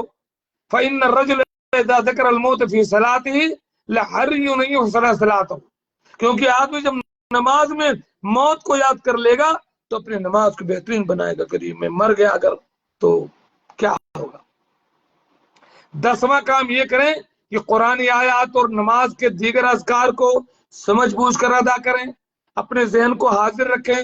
اللہ اکبر کہتے ہو اس کا کیا معنی ہوتا ہے, الحمدللہ رب العالمین پڑھتے ہو اس سورت کا کیا معنی ہے, قل هو اللہ احد پڑھتے ہو اس کا کیا معنی ہے, سبحان ربی العظیم کا کیا معنی ہے, سبحان ربی الاعلیٰ کا کیا معنی ہے, رب اجعلنی مقیم الصلاۃ کا کیا معنی ہے. تو جو کچھ پڑھتے ہو کہتے ہیں اس کا مفہوم اگر جانیں تو اور لذت ملے گی آپ کو. 11واں کام تلاوت کرتے ہوئے ایک ایک آیت پر ترتیل سے کریں، آیت رک رک کر پڑھیں، نہیں کہ الحمدللہ رب العالمین الرحمن مالک یوم الدین ایاک نعبد و ایاک نستعین، ایسا نہیں، الحمدللہ رب العالمین الرحمن الرحیم مالک یوم الدین، ترتیل کے ساتھ تحسین کے ساتھ قرآن پڑھیں، تب دل لگے گا نماز میں۔ اور 12ویں بات، اللہ کی عظمت کا تصور کریں کہ آپ اس کائنات کی سب سے بڑی ہستی ہے، اس کے سامنے آپ کھڑے ہوئے، اس تصور کے ساتھ کھڑے ہو کہ آپ اللہ کے سامنے کھڑے، تب آپ کو نماز کا خشوع ملے گا۔ ان تعبد اللہ کأنک تراہ، عبادت ایسے کرو جیسے تم اللہ کو دیکھ رہے ہو، کیونکہ اگر تم اسے نہیں دیکھ رہے تو اللہ تو میں دیکھ رہا۔ اور اس تصور کے ساتھ عبادت کریں، جیسے سورہ فاتحہ میں جب آپ پڑھتے ہیں تو اللہ تعالیٰ آپ کی باتوں کا جواب دیتا ہے، اس تصور کے ساتھ نماز پڑھیں کہ اللہ آپ سے گفتگو کر رہا ہے، تو لذت ملے گی نماز۔ 13واں کام یہ کہ نماز پڑھنے کے لیے اپنے سامنے سترا رکھتے ہیں، سترا رہے گا تو دور تک نگاہ نہیں جائے گی، ورنہ دور تک کھلا ہوا رہے گا تو ایسے آپ بکھرے رہو گے۔ سامنے سترا ہو، کوئی دیوار ہو، کوئی کھمبا ہو، کوئی کرسی ہو، کوئی مار کر رکھ لے تاکہ نماز آپ کی اطمینان سے پڑھیں۔ اور 14ویں بات یہ کہ نماز پڑھنے کے وقت سجدے کی جگہ پر آپ کے نشان رہے اور تشہد میں انگلی پر نشان رہے، تاکہ آپ کی توجہ مرکوز رہے، ادھر ادھر نہ جائے۔ 15واں کام، نماز میں جو قرآن کی آیات پڑھتے ہیں آپ بدل بدل کر پڑھیں۔ اب ہر دم جب شروع ہوئے انا اعطینا، جب شروع ہوئے وہی جو ہے قل اللہ نہیں، بدل بدل کر قرآن آیات کی تلاوت کریں۔ سجدے کی دعاؤں کو بدل بدل کر مختلف دعائیں پڑھیں، کبھی سبحان ربی الاعلیٰ پڑھیں، کبھی سبحانک اللہم وبحمدک سبحانک اللہم ربنا وبحمدک اللہم اغفر لی پڑھیں، کبھی سبحان قدوس رب الملائکۃ والروح پڑھیں، بدل بدل کر کے پڑھیں، تو اس سے بھی آپ کو بوریت نہیں ہوگی۔ اور 16واں کام یہ ہے کہ نماز میں جہاں دعا کے مقامات ہیں وہاں انتہائی توجہ کے ساتھ دعا میں خوب کوشش کریں، جیسے تکبیر تحریمہ کے بعد دعا ہے اللہم اغفر لنا ومن، دیکھو کیا ہے، اللہم باعد بینی وبین خطایایا کما باعدت بین المشرق والمغرب اللہم نقنی من الخطایا کما ینقی الثوب الابیض من الدنس اللہم اغسل خطایایا بالماء والثلج۔ یہ پوری دعا ہے، تو آپ توجہ کے ساتھ دعا کریں۔ جب آپ سجدے میں جاتے ہیں تو وہاں بھی ہے سبحان ربی الاعلیٰ پڑھنے کے بعد اللہ نے فرمایا کہ سجدے میں اللہ تعالیٰ بندے سے قریب ہوتا ہے، خوب دعا کرو، جو چاہو دعا کرو۔ تشہد میں جب آپ بیٹھتے ہیں درود شریف پڑھتے دعا کرتے ہیں، یہ سب دعا کے مقامات ہیں، خوب اچھی طریقے سے دعا کریں۔ اور 17واں کام یہ کہ نماز کی جگہ سے ایسی تمام چیزیں ہٹا دیں جس سے نماز میں خلل ہو، موبائل ہٹا دیں، وہاں سے کتاب ہٹا دیں، کوئی رنگین چیز ہو وہاں سے ہٹا دیں، کوئی شیشہ وغیرہ وہاں سے ہٹا دیں، نماز میں خلل ڈالنے والی تمام چیزوں کو وہاں سے ہٹا دیں، تب نماز پڑھیں۔ 18واں کام یہ کریں کہ اگر کھانا حاضر ہو اور سخت بھوک لگی ہو تو نماز پڑھنے نہ جائیں، ورنہ نماز میں آپ کھانا کھا لیں اطمینان کے ساتھ تب نماز پڑھیں۔ ایسے ہی اگر آپ کو پیشاب پاخانہ کی معمولی بھی حاجت ہو تو نماز میں نہ پہنچ جائیں، ورنہ خوشو خضو نہیں ملے گا۔ پیشاب پاخانہ سے فارغ ہو لیں تو سکون کے ساتھ نماز پڑھیں۔ 20واں کام، سخت نیت کا غلبہ ہو تو نفلی نماز نہ پڑھیں، نیت پوری ہونے پر پڑھیں، فرض تو پڑھنا ہی پڑھنا ڈالیں۔ 21واں کام یہ کریں کہ اگر کوئی گپ شپ کر رہا ہو یا وہیں آپ کے سامنے کوئی سو رہا ہو تو ان کے سامنے نماز نہ پڑھیں، باتیں کرنے والے کے پیچھے یا سونے والے کے پیچھے نماز نہ پڑھیں، ورنہ آپ بھی نماز میں سست ہو جائیں گے۔ اللہ کے نبی نے فرمایا لا تصلوا خلف النائم ولا المتحدث، رواہ ابو داؤد، سونے والے اور گپ لگانے والے کے پیچھے نماز نہ پڑھو وہاں آس پاس میں۔ تو یہ وہ تمام چیزیں ہیں جس سے آپ کی نماز میں خشوع ہوگا۔ اللہ تعالیٰ ہمیں اور ہماری اولاد کو نمازوں کا پابند بنائے، ہماری نماز میں خشوع بخشے۔ رب اجعلنی مقیم الصلاۃ من ذریتی ربنا وتقبل دعاء، آمین۔ وآخر دعوانا ان الحمد للہ رب العالمین۔ السلام علیکم ورحمۃ اللہ وبرکاتہ۔